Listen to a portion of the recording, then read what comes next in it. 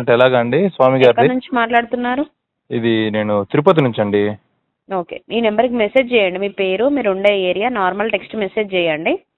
Appointment ఉండే ఒక రోజు ముందు మేమే మీకు కాల్ చేసి ఇన్ఫార్మ్ చేస్తాం. అప్పుడు వచ్చి కలవాలి. అవునా? ఎంత అండి వేణుస్వామి గారికి అపాయింట్మెంట్కి? ఒకరికి 10,000 అండి. డేట్ ఆఫ్ బర్త్ టైం ఉండాలి. అవునా? 10,000 అండి? అవునండి. తగ్గించుకోరా అండి? తగ్గేదేమో. ఏం లేదండి. అవునా? ఓకే. ఏమండి? హలో హలో చెప్పండి. ఒకవేళ ఆయనకి మేము జాతకం చెప్పాలంటే మాకెంత ఇస్తాడు ఆయన? అట్లేం ఉండదండి. ఆయనకి మేము చెప్తాం జాతకం. మంచిది సార్, మంచిది, చెప్పుకోండి.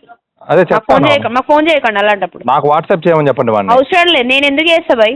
వాడిని చేయమని చెప్పు. ఫోన్ చేసినావు. కాదు, వాడిని చేయమని మర్యాదగా వాట్సాప్. మాట్లాడు. వాడికి నేను చెప్తా. వాడు ఎవడు అడిగాడు బ్రో? నువ్వు ఫోన్ చేసింది నాకు. నేను నువ్వు చెప్పేది ఫోన్ చేస్తే నేను సమాధానం. నువ్వు చేసినావు ఫోన్, నేను చేయలేదు. జాతకం వాడిని. నాకు అవసరం లేదు. వాడిని అడగకుండా నీకు ఎవరు అవసరం చేయమంటారు ఉంది కాబట్టి జాతకాలు? నువ్వు చేసినావురా భయ్. జనాలకి ఎవరు నాకు చెప్పమంటారు అవసరం లేదు. జాతకాలు వాడిని? నాకు అర్థమైన అవసరం వాడిని. లేదు. నాకు అవసరం శుభమాని లేదు. ఏదో పెళ్లి చేసుకుంటే వాళ్ళ బతుకులు అవును. ఆడుకుంటున్నాడు వాడు. ఇప్పుడు ఎవడాడుకున్నాడు? ఎవడాడుకున్నాడు? ఇప్పుడు నేను అడిగేది నేను క్లియర్ చేద్దాం. ఏం వాస్తవము? డిసప్పాయింట్ అవుతారు ఒక నెగిటివ్ విషయం చెప్తే అంటే.